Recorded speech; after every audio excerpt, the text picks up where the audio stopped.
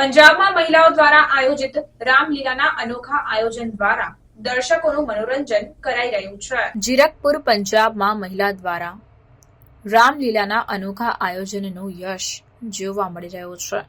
આ વિશિષ્ટ રામલીલા કાર્યક્રમમાં તમામ પાત્રોનું ભજવણ માત્ર મહિલાઓ દ્વારા કરવામાં આવ્યું હતું।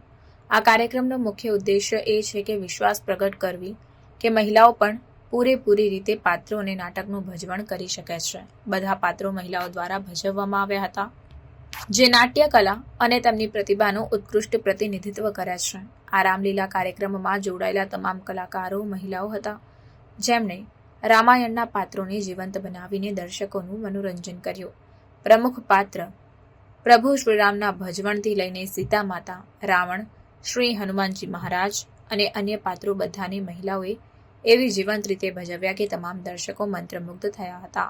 આ વિશેષ રામલીલાના આયોજનથી સમાજમાં મહિલા સશક્તિકરણ અને સમાનતાની ભાવના વધારે મજબૂત બની છે। આવો અનોખો કાર્યક્રમ આ મામલે અનેક લોકો માટે પ્રેરણા સ્ત્રોત બની રહ્યું છે અને આજ ગમ્મત જોવા માટે અનેક લોકો ઉમટી રહ્યા છે।